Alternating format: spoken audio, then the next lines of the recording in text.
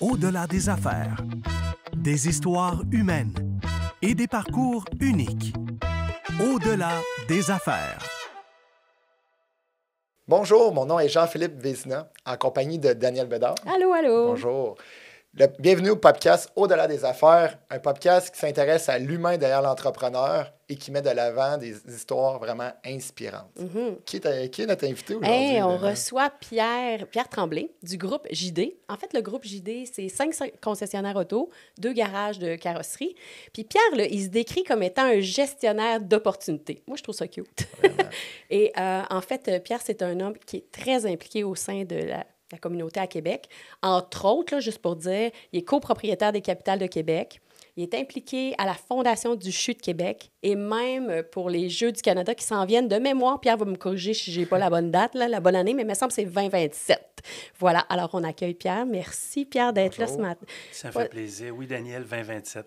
C'est 2027, OK. Bravo, merci. Ton guess, c'est très bon. Et surtout, merci d'avoir accepté notre invitation, voyant toutes tes occupations quand même. Ça fait grand plaisir, évidemment. Justement, Pierre, je pense que tout le monde à Québec te connaît ou du moins t'a déjà vu dans un événement par tes nombreuses implications. Puis en plus, souvent, les gens, quand ils pensent à voiture, tu es la référence qui vient automatiquement. Comment, justement, que tu as commencé dans ce milieu-là de l'automobile? Oui, c'est un merci pour les bons mots. C'est très gentil. Maintenant, ça vient avec l'âge, je pense, un peu, parce que quand tu sais, aujourd'hui, je me promène dans des événements, exemple, ou dans des 5 à 7, ou dans des cocktails, ou aujourd'hui, je vois une belle jeunesse comme vous autres, là. Tu sais, je vois ça arriver. Avant, plus Jean-Philippe, avant, la jeunesse. Avant, c'était ton père. Maintenant, tu vois, et ça m'impressionne. Puis oui, évidemment, quand moi, j'étais plus jeune, il y a 25 ou 30 ans, alors c'est sûr que moi, je regardais les gens qui, aujourd'hui, ne sont plus dans le circuit, on va dire, là, qui sont retraités maintenant, assurément.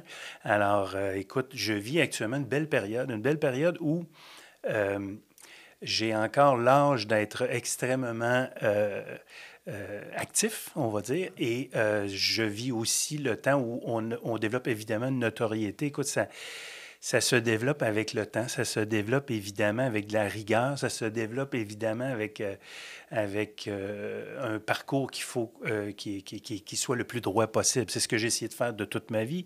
Je suis né comme ça, mes parents ont été comme ça, mes frères et sœurs ont été comme ça. Et voilà, c'est où j'en suis actuellement et je suis heureux d'y être comme ça. Puis je sais que mes enfants sont très fiers de voir évoluer leur père, bon, etc. La vie est bonne. Comment j'ai commencé dans l'automobile? Ouais. Écoute, c'est un parcours, disons que ça s'est fait sans c'était ça ma vie finalement. Ma vie, c'était de vendre. Puis comme je dis toujours, et que je dis depuis toujours, à l'école, on n'apprend pas à vendre. À l'école, on nous rencontre. J'espère que ça a évolué. Hein? Puis c'est un message d'ailleurs que j'ai passé à ma polyvalente quand on avait eu la gentillesse de m'afficher sur le mur comme étant une célébrité de la polyvalente, la camaradière. Je veux dire, le message que j'avais passé à ce moment-là, c'était aux jeunes, écoutez, si vendre, c'est dans votre ADN, la vie, c'est vendre, et puis on a besoin de vente, et puis tout le monde a besoin de vendeurs dans la vie, bon, parce que tout le monde est acheteur dans la vie, j'en suis un aussi, donc ça ne prend des gens pour vendre. Alors moi, par hasard, j'étais jeune, je travaillais chez Sears à temps partiel à cette époque-là, et je vendais, et j'aimais ça. Alors, j'allais au cégep. J'y allais pas tant que ça. Je me trouvais des raisons pour faire autre chose. Donc, j'aimais le sport, évidemment. Je faisais du sport. Et un beau jour, j'ai commencé à vendre des chaussures chez Simard et Voyer, qui était le magasin à l'époque. Là, Jean-Paul Fortin était compétiteur d'ailleurs. Maintenant, il y a Browns, évidemment. Alors, moi, le mien, c'était Simard et Voyer. Et j'aimais ça comme un petit fou. J'adorais ça. Et ceux qui m'ont fait réaliser que j'avais un talent, c'était les gens avec qui je travaillais. Donc, les vendeurs plus vieux qui me disaient « Ben ouais, Pierre, t'es comme un poisson dans l'eau. » C'est ça. Alors, tu sais, puis eux me l'ont fait réaliser. Puis finalement, j'aimais ça comme comme ça n'a pas de bon sens. Là, ça fait que c'est-tu plaisant à se lever puis être heureux d'aller vendre des chaussures de qualité puis rendre les gens heureux puis voir des sourires. Puis, finalement, c'est ça, c'est moi, c'est mon personnage intrinsèque. Là. Alors ça ne pouvait pas se sortir. Puis un beau jour, pour répondre à ta question, Jean-Philippe, ma sœur Sylvie, qui est connue aussi à Québec, qui est notaire, Sylvie Tremblay, qui a été présidente du Carnaval, bon, etc. Sylvie qui a été duchesse même à une certaine époque de sa jeunesse. Alors Sylvie m'a un jour téléphoné chez Simard Révoillier, m'a dit « Pierre, on voit des annonces d'automobiles, puis on pense que ça, ce serait frais quand à Dion, elle était avec notre mère. Notre mère et moi, on pense que tu devrais appliquer dans ça. » Et j'ai commencé à vendre des voitures à 21 ans, en 1985, et c'est depuis ce temps-là que c'est ma vie. Ah. Wow. Puis, ben, en fait, j'aimerais ça savoir, tu dis que ta sœur aussi, ben, elle semble avoir une personnalité comme toi, là, bien impliquée et tout ça. Mais ça vient de où? Tes parents, étais-tu entrepreneurs? Étais-tu des vendeurs, comme tu dis? Mon père, évidemment. Écoute, ma mère était à la maison, on s'entend, là, à cette époque-là. Moi, je suis le 6e. Hein? Moi, je suis le plus jeune de la famille. T'es le bébé? Je suis le bébé. Toute ma famille est originaire du Lac-Saint-Jean. On est des Tremblay. Moi, je suis né à Québec. Je suis le seul qui est né à Québec. Okay. Donc, il y a toujours eu un running gag dans la famille avec ça. Là, que moi, je disais, on vient du Lac-Saint-Jean, mais tu comprends, moi, je suis né à Québec. Alors, quand mes parents ont déménagé à Québec, mon père a voulu avoir un petit bébé québécois et c'est moi. Donc, mon père était directeur d'une compagnie d'assurance. Alors, au Lac-Saint-Jean, il vendait de l'assurance. Il y a eu une belle promotion à ce moment-là pour déménager sa famille à Québec. Donc, ils sont partis d'Alma en 1961, 2, je crois. Moi, je suis arrivé en 63. Et on a toujours un chalet au Lac-Saint-Jean. Depuis, j'ai toujours un chalet sur le bord. Tes racines restent quand même au lac. Oui, puis j'ai un frère qui est retourné finalement. Et en fait, mon père était un vendeur. Mon père était un vendeur dans l'art. Moi, je l'ai toujours vu recruter. Hein, dans l'assurance, c'était pas nécessairement évident. Il y a eu un roulement. Bon, alors, je l'ai toujours vu recruter, entraîner, partir tous les soirs pour entraîner ses hommes, etc. Puis mon père, c'était un bon leader. Là. C'était un gars aimable qui, finalement, m'a un peu transmis ces gènes-là. Là, tu sais, on est comme on est fait, là, tu comprends? Alors moi, ma façon d'être, c'est d'être aimable, c'est de donner toutes les chances possibles aux gens, c'est d'aimer l'humain. Moi, j'aime l'humain. Oui. Au Lac-Saint-Jean, on dit « il est bon du monde ». Fait que moi, je suis bon du monde, j'ai toujours été comme ça. J'ai jamais... Il est bon du monde. On est bon du monde, c'est comme ça qu'on est. J'avais jamais entendu cette expression-là. Mon père était bon du monde, je suis bon du monde, beaucoup de mes frères, en fait, c'est comme ça. Et, tu sais, c'était des principes aussi. En fait, moi, j'aurais jamais eu le droit, et ça m'a même jamais passé par la tête, de m'enfler la tête, exemple. OK? Alors ça, chez nous, moi, j'étais le plus jeune, je suivais la lignée. Alors, chez nous, c'était des gens, j'oserais dire, humbles, fiers, mais aussi humbles. Donc, puis écoute, quand il arrivait quelque chose qu'on chicanait, nous autres, avec nos amis ou je sais pas quoi, notre mère, elle prenait jamais pour nous autres. Là. Moi, je vous voyais mes parents, elle disait, c'est pas correct, là, vous prenez jamais pour nous autres, ça marche pas.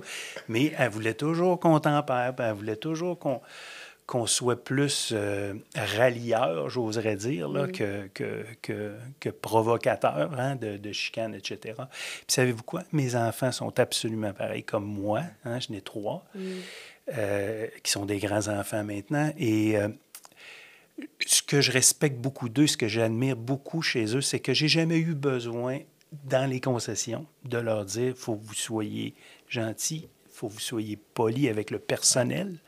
Ils ont toujours été immensément respectueux. Vous voyez tout. Et c'est des valeurs qui se transmettent par l'exemple, je pense. Ouais, et moi, c'est ce que j'ai reçu de l'exemple de mes parents, de mes grands frères, de mes grandes sœurs. Ouais. Puis mes enfants, on continue. Je trouve ça beau. Je pense que l'humain, on est capable d'apprendre par ce qu'on vit, par ce qu'on voit, par l'exemple. Daniel, merci. Ouais. Vraiment ton histoire intéressante. Tu as commencé à vendre des voitures à l'âge de 21 ans. L'acquisition de ta première concession, c'était en quelle année? En 2000, c'est facile, on suit les années. Donc, tu vois, ça va faire 25 ans. Wow. Et, puis, j'ai-tu raison? J'ai fait aller un peu mes contacts pour bien te connaître. J'ai-tu raison de savoir que c'était le premier... Tu as eu la première concession de Suzuki au Canada? J'ai été premier. J'ai été en 2019, en 2009, pardon. Ouais. En 2009, on a fini premier au Canada au niveau des ventes OK. chez Suzuki, OK. dans le même endroit où on a Mitsubishi aujourd'hui. Puis Mitsubishi va très, très bien. Puis écoute, j'y aspire un jour à y être. Là. D'ailleurs, c'est mon fils Frédéric qui est directeur général de la concession. Puis on est toujours en croissance extraordinaire. Alors, je n'ai pas été le premier, mais j'ai été le premier au Canada en 2019. Et ça, c'est quand même impressionnant à Beauchâtel, là, on s'entend. Là. Clairement. Puis, tu sais, l'évolution du milieu automobile, on s'entend, là, d'être des années, ça a dû changer énormément. Donc, comment, justement, en tant que vendeur, mais aussi en tant qu'entrepreneur avec des concessions, comment tu as réussi à t'adapter au travers des années?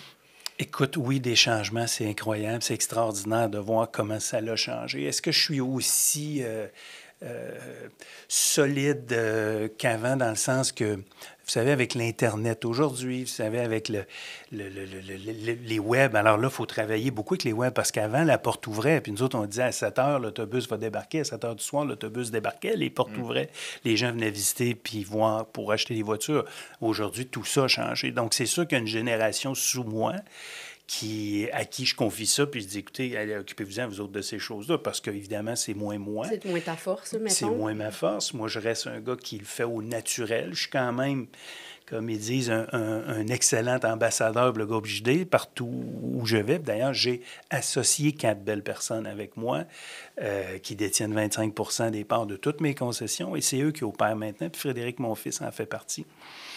Et donc, eux sont très heureux de me voir partir ou de me voir aller générer, si on veut, de la business par mes contacts, par ce que je fais de mieux, finalement, dans la vie. C'est évoluer au travers des gens, puis, je dirais, être le plus... avoir le plus de plaisir, si on veut, puis d'être le plus naturel possible dans le monde. Là. Ça fait que c'est comme ça que... Est-ce que j'entends que la gestion de changement, en fait, tu es allé chercher des gens qui pouvaient t'aider dans ces changements-là? Est-ce que c'est ça que j'en comprends? Moi, Daniel, je suis un gars d'instinct. J'aime ça, être un gars d'instinct. Mon instinct m'a bien guidé dans la vie. Tu comprends? En passant, est-ce que je referais le même parcours? Est-ce que j'aimerais que mes enfants aient eu le même parcours que moi? C'est non la réponse, parce que je n'ai pas été au cégep. Et tu sais, je le regretterai toute ma vie, dans le fond, parce que j'aurais eu le talent, si on veut, d'aller à l'université, etc. Bon, mes frères et sœurs sont allés. Ils ont donc poussé après moi, etc. Mes enfants, j'ai poussé après eux, puis les trois ont leurs études supérieures, alors je suis très heureux de ça, et c'est ce que je souhaitais. Bon, j'ai marché sur un fil de fer. J'ai marché sur un fil de fer en ce sens que, je dis souvent, le pire avocat du Canada, il est avocat pareil. Le pire médecin du Canada, il est médecin pareil. Le pire vendeur d'autos du Canada, je vous jure qu'il ne vend pas des autos. Je ne sais pas ce qu'il fait, mais il fait d'autres choses parce qu'il ne vendra pas des autos. Ou le pire concessionnaire. Et moi, j'ai marché sur ce fil de fer-là, mais avec tout le bonheur du monde dans ma tête, avec tout mon instinct me guidant, puis sans jamais sentir ce stress-là ou cette pression-là. Finalement, mon parcours, il a été extraordinaire. Il a été chanceux. J'ai pris des décisions extrêmement chanceuses, des bonnes pour la plupart. C'est pour ça que j'ai réussi à être avec vous ce matin, là, puis à continuer en affaires. J'en ai pris de très mauvaises aussi, évidemment, mais la somme de tout ça fait en sorte de où j'en suis. Alors, finalement, moi, je suis un gars d'instinct. M'adapter à l'Internet ou m'obliger à m'y adapter, m'obliger à faire des choses que j'aime moins, qui sont moins moi, ça, dans mon esprit, ça me nuit à ce que je sais faire de mieux. Alors moi, je vais laisser effectivement des gens qui sont plus talentueux que moi s'occuper du web, s'occuper d'un paquet de choses dont je suis moins à l'aise d'eux, mais surtout que je ne veux pas perdre le temps de m'obliger à, parce que j'aime pas ça. Puis moi, Pierre Tremblay, je fais ce que j'aime. Alors, oui, il y a des choses qu'on est obligé de faire qu'on aime moins, là. Mais moi, j'aime ce que je fais. Je referai mon parcours demain matin sans aucun problème parce que j'ai aimé ça de la première à la dernière minute ou à peu près, évidemment. C'est intéressant. C'est un bel exemple. En fait, ce que tu es en train de dire, là, ça donne un bel exemple aux gens là, qui nous écoutent. Là. Surtout les jeunes entrepreneurs qui, justement, que déléguer, c'est un enjeu qui est très difficile. Tellement, vraiment. Fait que j'aime beaucoup le message. Oui, je suis d'accord avec toi. Justement, aussi avec Alfa Romeo, ça s'est développé au travers des dernières années. Tu es rendu représentant exclusif avec le groupe GD. Je suis un peu curieux de voir justement comment que ça évolue l'industrie automobile là-dedans. C'est-tu des... ça répond à la qualité? Je connais pas le milieu automobile. Donc, je pose un peu la question, comment qu'on fait pour développer justement des partenariats, disons, avec Alfa Romeo, qui est quand même... OK. Comment on fait pour obtenir finalement une franchise Alfa Romeo Ouais. et devenir exclusif? Écoute, finalement, c'est une belle histoire aussi. J'ai un paquet de belles histoires. Ben oui. J'ai un paquet de belles histoires. Alors, vous savez, je suis très fonctionnel maintenant. Puis je me surprends toujours, là, mais anglais-français, d'accord? Mais moi, quand je finis mon secondaire 5, finalement, j'ai le français de secondaire 5 qu'on avait à mon époque, évidemment. Et l'anglais de secondaire 5 J'ai était... étudié le français? Oui, français. Je voulais c'est dire ça. l'anglais, OK. parce que mon français est exceptionnel. Je suis un gars de français, d'histoire, de géo. Je ne suis pas un gars de mathématiques, je ne suis pas un gars de sciences. OK. Alors moi, mon français, c'est impeccable. Je corrige encore toutes les gens, puis chez nous, quand il y a des textes, quand il y a des choses. Mais mon anglais, donc, était celui de secondaire 5 à l'époque. Mais je me suis, puis ça va répondre à ta question, Jean-Philippe, je me suis... par je ne sais pas quelle force interne, là, mais je me suis inscrit dans des comités avec nos manufacturiers en anglais.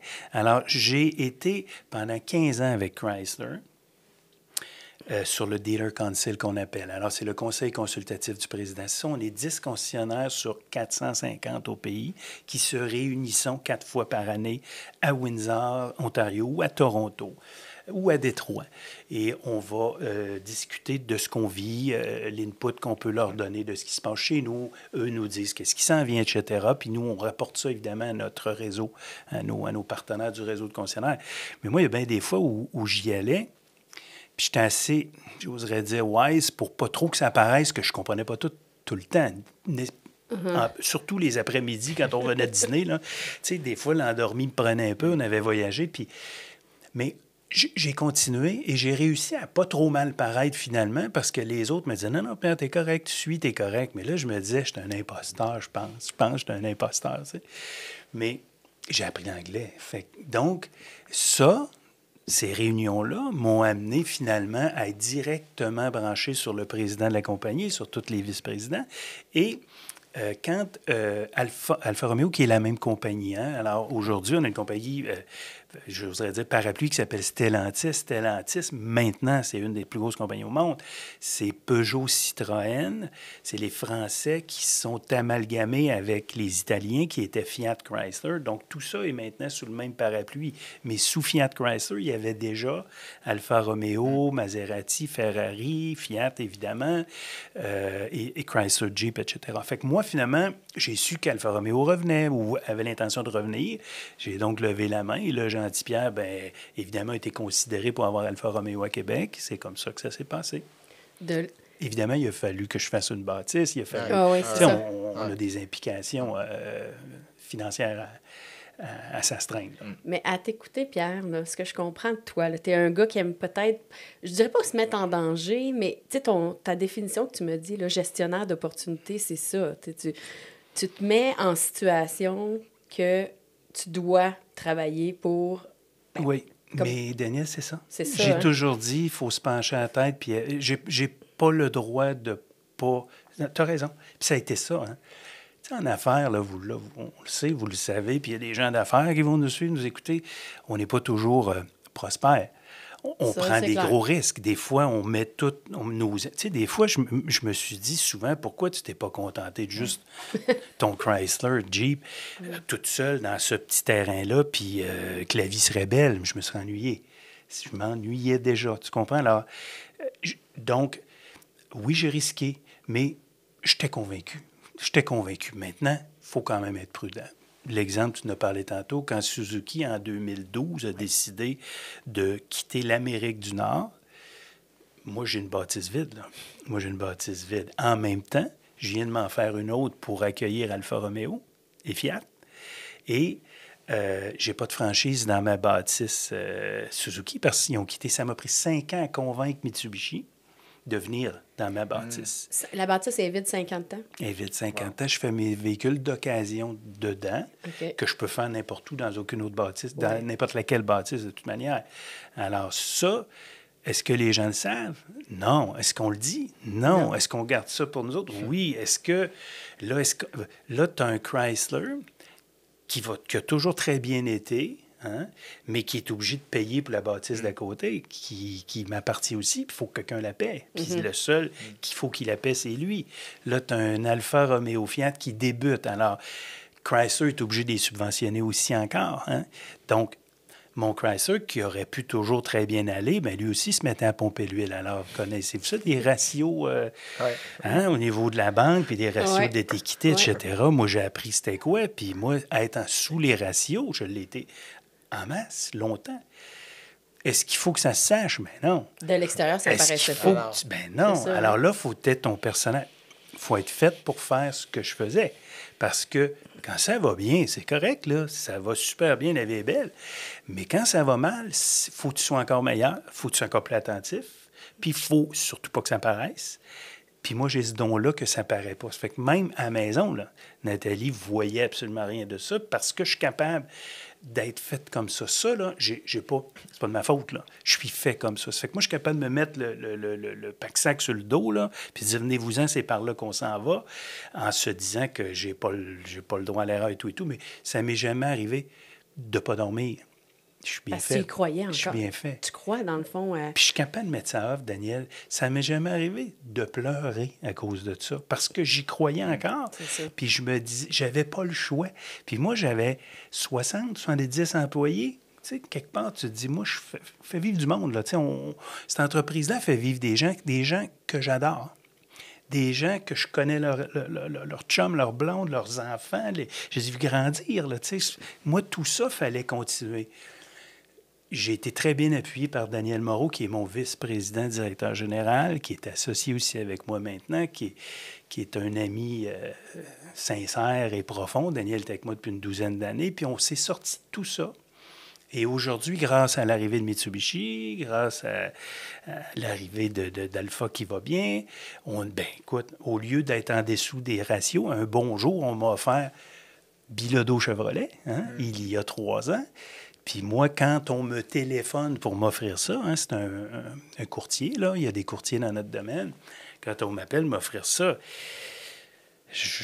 OK, mais là, il y a 1 an, on survivait, là, tu sais, mais ça c'est fou, ça change. hein? Tu comprends? Il y a 1 an ou 2, bon. Et là, je donne ça à Daniel Moreau, hein, mon associé, bon. Dan, comptable agréé, bon. Je dis, Daniel, examine les chiffres, les voilà, on a signé un papier de confidentialité, examine ça, mais moi, je te dis tout de suite, ça ne me tente pas bien, parce que là, je venais de me sortir des difficultés, et là, j'avais réussi à bien nous refinancer en passant, parce que même si on avait de l'équité sur nos bâtisses, quand ça allait moins bien, les banques, ils ne voulaient pas nous s'en rajouter. Hein? Alors moi, j'aurais eu besoin que la banque me refinance des bâtisses parce que j'avais des belles équités, mais comme les ratios n'étaient pas bons, ils ne voulaient pas ça. Puis à un moment donné, ça revirait du bon côté. Puis là, on a réussi à bien se recapitaliser, etc., etc., la profitabilité est revenue. Et quand j'ai donné ça à Daniel Moreau, je dis, Daniel, examine ça. Moi, ça ne me tente pas bien. Puis là, il est en haut 2e. Moi, mon bureau est dans la salle de montre. Chez Chrysler, puis il redescend. Non, il me rappelle tout de suite, puis il dit, Ben, je dis, OK, Daniel, viens-t'en, on va le regarder. Puis je dis, il y a 2 choses. Cependant, jamais, s'il te plaît, on met à risque nos acquis qu'on a là. Je ne veux plus revivre ça. Puis deuxième chose, c'est pas moi qui vais l'opérer. C'est toi, Daniel, avec les jeunes. Moi, je vous le dis, je ne travaillerai pas plus fort, je vais travailler moins fort. Et j'ai eu un beau compliment cette année. Pardon, on m'a dit, Pierre, en effet, tu as travaillé moins fort. Merci beaucoup, les gars. C'est exactement ce que je voulais que vous me disiez.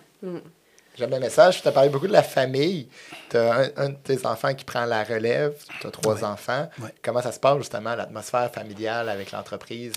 Ben, ça va très bien. En fait, mes filles ont essayé, ont voulu. Et sont parties en disant, ben, ça ne marche pas, là, vous êtes trop mêlés. Tu sais, nous autres, mes filles, bon, il y en a une qui est CPA, là, qu'on dit, là, qui est comptable agréé, qui a sa maîtrise. Ma plus jeune a aussi un bac en administration, termine sa maîtrise. Alors, c'est des filles qui sont des filles, premièrement. Alors, sont peut-être moins risqueuses ou un peu moins flexible, j'oserais dire. Tu sais, mon fils Frédéric est comme moi, là, il nage comme un poisson dans l'eau dans ça, mais les filles, on souhaitait aller ailleurs. Fait que Marie-Pierre, ma plus grande, dont je suis très fier, travaillait au vérificateur général de la Ville de Québec, puis sur son X, la vie est belle, elle est très heureuse de ça.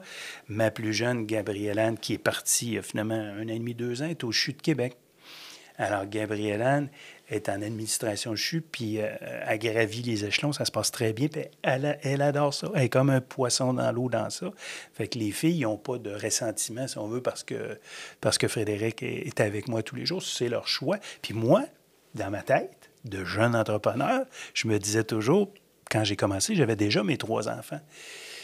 Quand je me disais toujours, j'espère qu'ils vont faire autre chose. J'aurais souhaité qu'ils soient avec moi, mais je me disais, j'espère pour eux qu'ils vont faire autre chose. Tu ne souhaitais pas que les 3 soient dans l'entreprise à ce moment-là? Daniel, s'ils faisaient autre chose, ils feraient ce qu'ils veulent dans la vie. Ah, Est-ce que tu comprends? Oui, moi, dans ma tête, c'était ça. Moi, je ne fais pas ce que mon père faisait. Je ne suis pas en assurance, tu comprends? Moi, je suis un vendeur, par hasard, dans l'automobile. Mais mes filles, je suis très heureux qu'ils fassent autre chose. C'est leur choix de vie. La facilité, c'était quoi? De rester dans l'entreprise. Et on en voit trop de ça, des gens qui sont dans les entreprises et qui ne devraient pas y être. Hein? On a tous des exemples dans notre tête là-dessus. Mais mon fils est chez lui, là, puis d'ailleurs, tout le monde l'admire, l'adore dans le groupe. Là. C'est une belle personne, Frédéric, qui n'a aucune arrière-pensée face aux gens, aucune malice. Il est admirable. Tout à l'heure, en introduction, je disais que tu étais une personne très impliquée. Puis je pense que j'ai juste nommé quelques petites choses. Là. Bien, pas de toutes, parce que, en fait, pour pas le cacher, toi et moi, on se connaît par les capitales de Québec. Ouais. Je sais pas du tout, tu sais, on se croise très régulièrement, parce que mon conjoint travaille au Capital de Québec et tu es copropriétaire.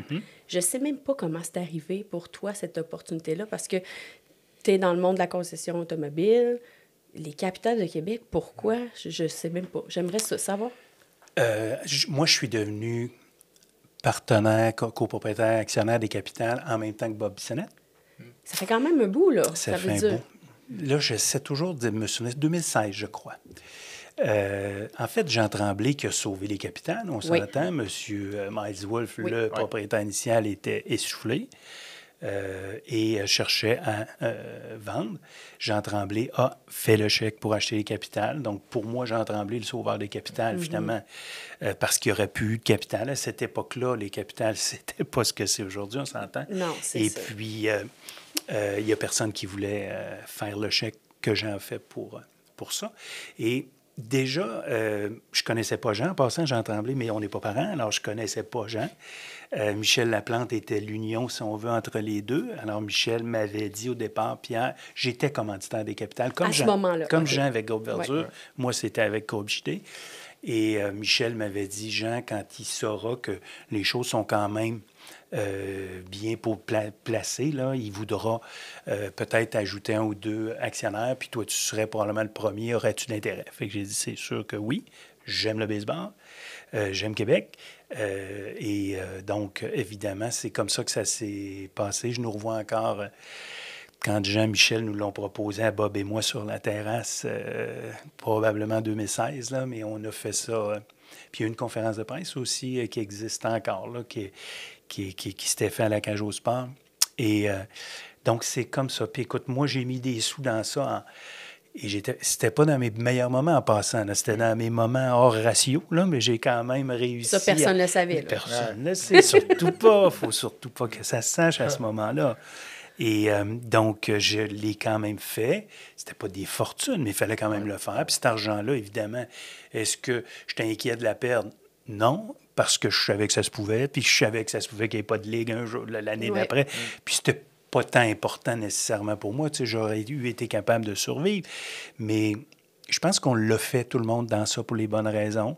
Et puis, écoute, ce qui est devenu les Capitales aujourd'hui, c'est incroyable, là, c'est extraordinaire. On est n'importe quand, à tous les jours, on me dit bravo à tous les jours. On me dit extraordinaire votre année, mais ça fait 3 ans que ça dure. Puis, tu sais, on se demande toujours. On va le redire, ils ont gagné. Encore plus, et plus, Daniel, tu l'as vu comme t'étais là, comme moi. Hollywood, là, on va se dire. T'as-tu un Philippe, toi? Oui.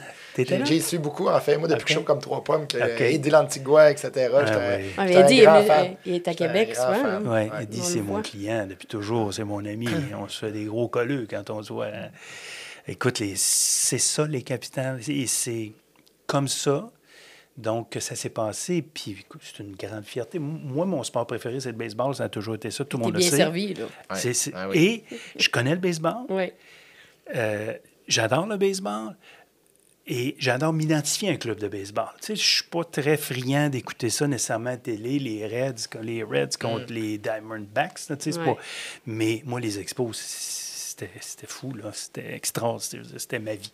J'ai aimé les Expos, j'écoutais ça à la radio. Tout le monde sait ça. Là. Tout le monde qui me connaît depuis toujours savent ça. Alors, quand c'est arrivé avec les Capitales, écoute, c'est un pur bonheur, là, finalement. Mais comment tu vis ça comme copropriétaire? Tu sais, quand même, c'est 3 championnats de suite.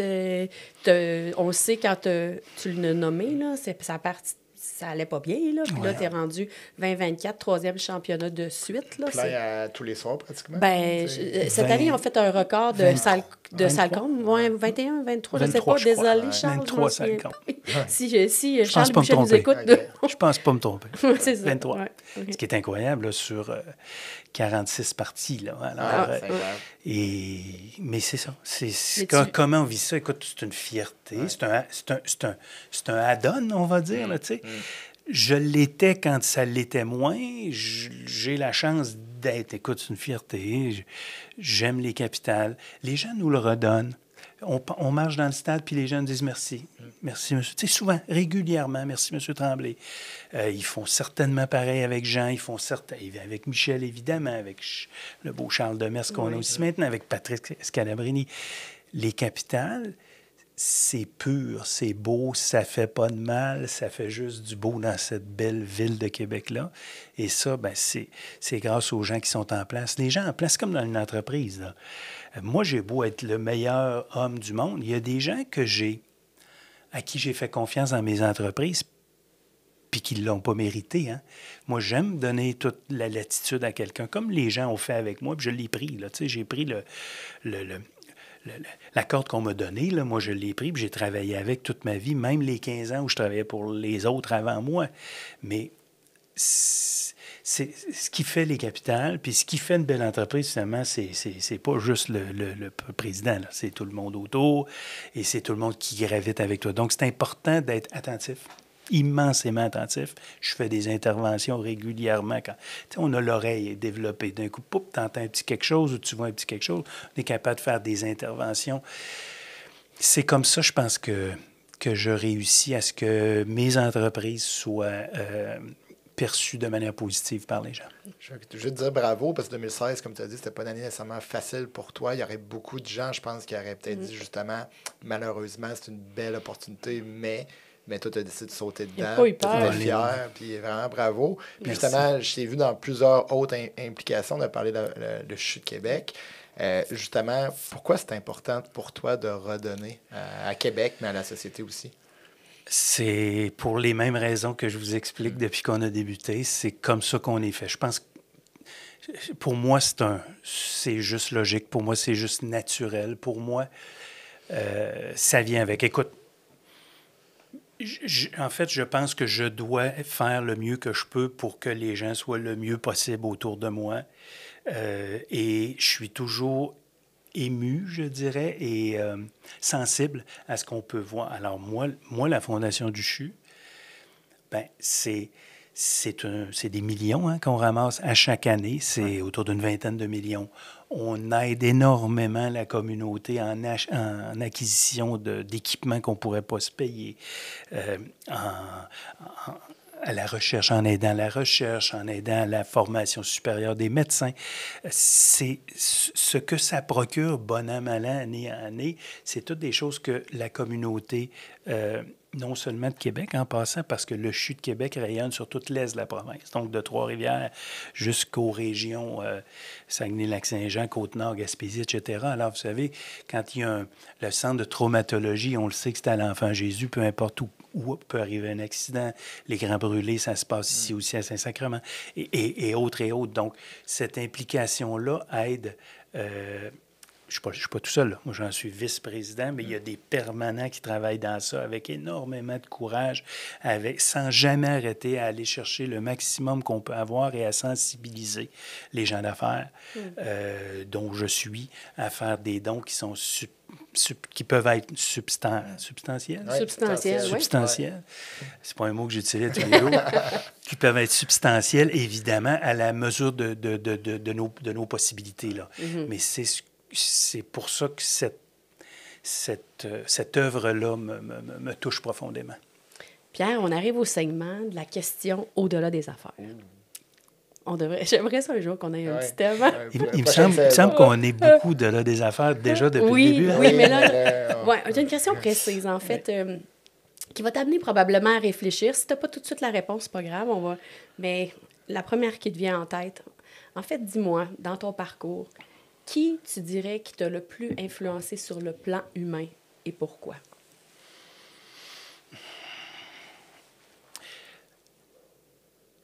Quand j'ai commencé à travailler, le premier emploi que j'ai eu dans l'automobile, les gens pour qui je travaillais pendant 2 ans de temps, puis je connaissais rien d'autre en passant, j'étais un tout jeune homme,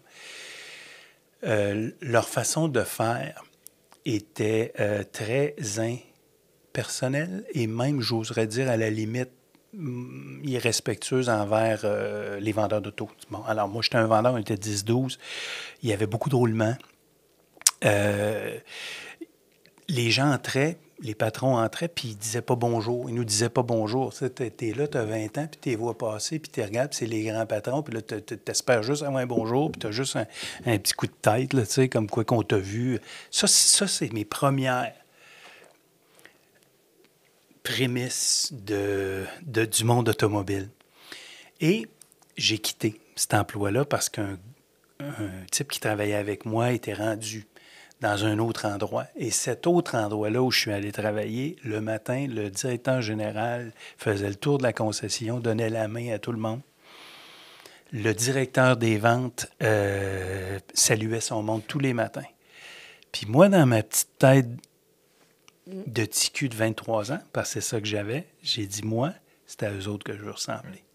Puis ces gens-là, ça, c'était chez Marlin Chevrolet. M. René Lavergne est décédé il y a 10-12 ans. J'ai travaillé là. Tu as connu René Lavergne? Oui. Pour moi, c'est à lui que je voulais ressembler. Denis Durocher, c'est à lui que je voulais ressembler. Je les ai connus. J'avais 23 ans. J'étais fofolle un peu, c'est normal, on a 23. Ça fait que oui, j'étais sérieux, j'étais bon. Mais de temps en temps, il disait, là, mon petit Pierre, viens ici, je vais te parler. Puis là, il m'assoyait dans le bureau, puis il me disait, Pierre, t'es bon, t'es beau, t'es fin. Mais là, il faut que tu sois plus sans coche, plus sérieux. Il faut que... André Quentin travaillait le contrôleur. C'était André Quentin? Oui, il était là. C'est lui qui il était là. C'était ça, on ne s'était pas parlé de ça? Non, jamais. J'ai travaillé là à 20 ans. À comptabilité? Réceptionniste. OK. Il y avait Micheline qui était... 87, 8, 9. 7, 8, 9. Non, écoute, je suis à l'université. Non, fait que j'ai commencé l'université en 95, fait que non. Okay, c'est Marc Tanguay qui m'avait appelé en passant. C'est fou. C'est jamais parlé de ça. Ouais.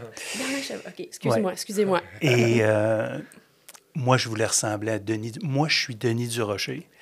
Comme directeur des ventes, quand je suis devenu directeur des ventes, cet homme-là m'a appris la diplomatie. C'est l'être le plus... Il vient de décéder, M. Durocher, que j'ai aimé. À chaque fois, Daniel, Jean-François, que j'ai recroisé Denis Durocher au salon d'auto, quoi que ce soit, je le prenais par les 2 mains, puis j'y disais encore merci, puis il savait très bien. Puis il prenait la peine de venir me voir. Fait que moi, c'était à eux que je voulais ressembler.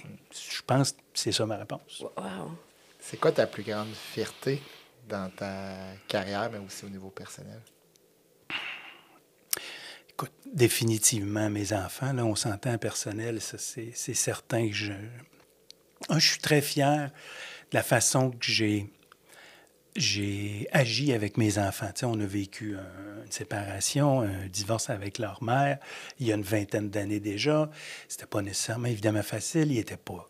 Ma plus jeune, Gabrielle-Anne, était encore une enfant, là. Ça n'a pas été plaisant, évidemment, c'est des choses à gérer. Moi, je suis fier de la façon que je l'ai géré. Depuis ce temps-là, j'ai été comme 2 ans seul, moi, célibataire. Mes enfants ont revu une seule autre personne avec moi, puis c'est Nathalie, qui fait 17 ans, presque 18 ans qu'on est ensemble. Et, tu sais, je suis fier du bout avant, je suis fier du pendant, parce que je me suis respecté, j'ai respecté mes enfants dans tout ça, puis je suis fier de la vie que je fais aujourd'hui avec Nathalie, évidemment. Donc, je peux pas...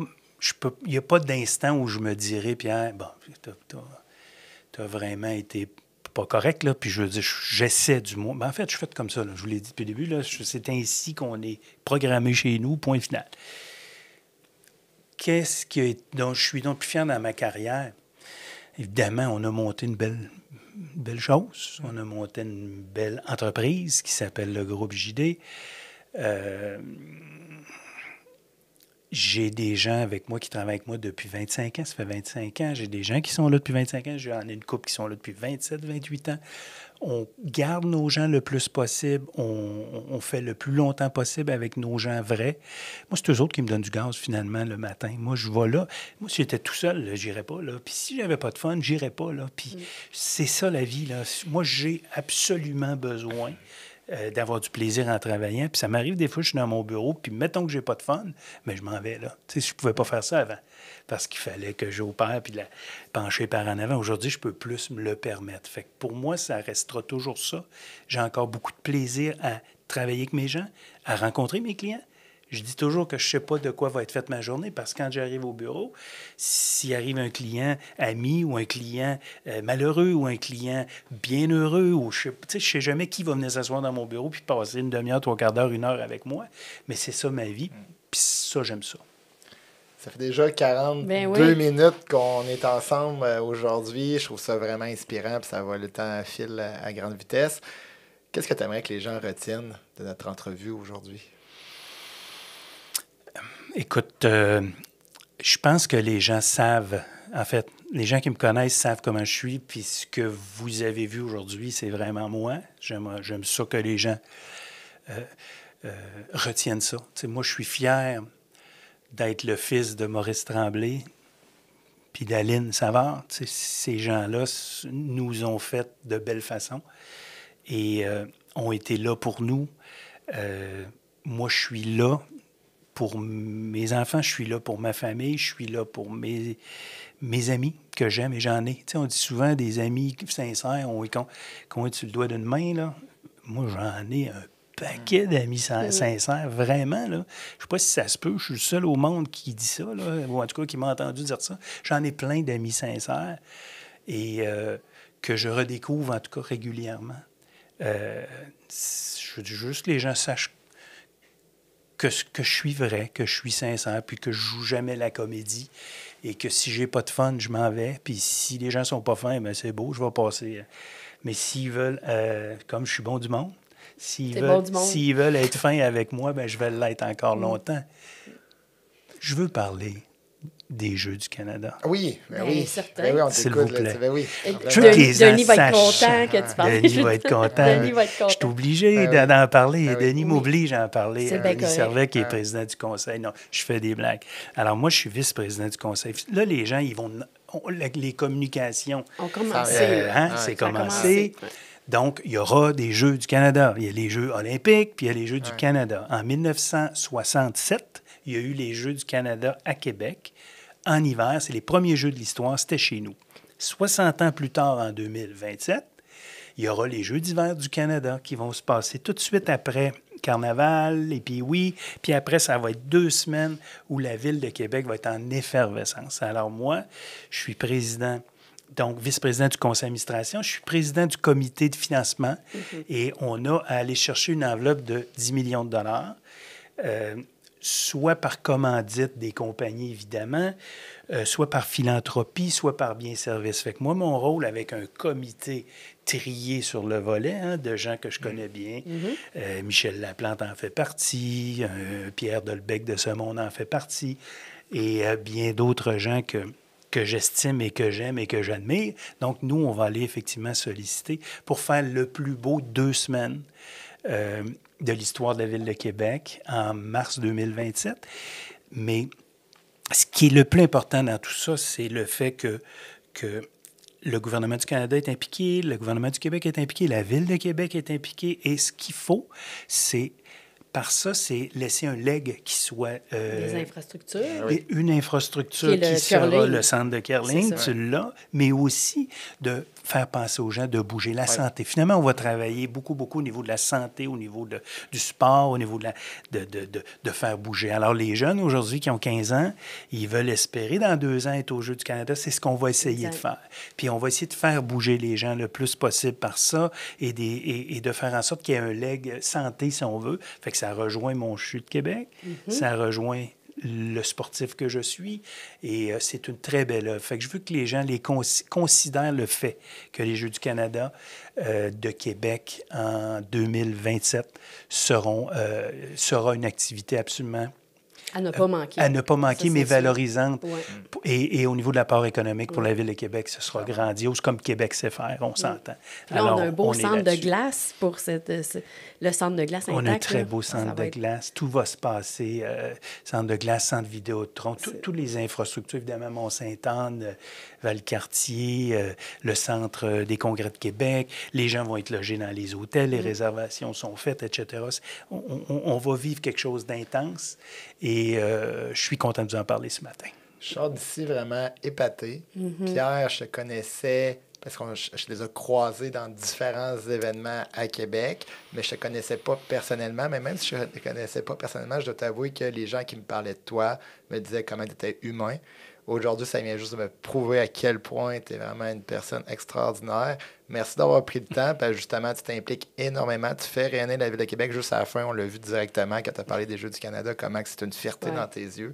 Puis vraiment, moi, je respecte énormément ça. Les gens qui ont des grosses carrières, qui ont une belle famille, mais qu'en plus, qui s'impliquent dans la société, tant pour la santé que pour le Québec. Donc vraiment, je lève mon chapeau, puis je sors d'ici vraiment épaté aujourd'hui. Jean-Philippe, merci.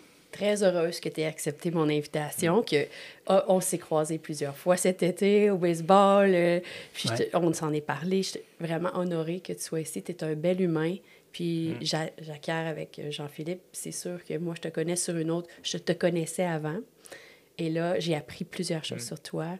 Puis je suis vraiment heureuse qu'on l'ait invité. Puis on invite, en fait, les gens à s'abonner à nos chaînes, à nous suivre, puis à écouter des gens aussi intéressants que Pierre. Merci encore une fois. Merci beaucoup, Daniel. Merci, Jean-Philippe. On se dit à la prochaine épisode. Donc, ne manquez pas les différents épisodes qui sont en ligne sur toutes les plateformes que vous pouvez retrouver. Et voilà. Au-delà des affaires, des histoires humaines et des parcours uniques. Au-delà des affaires.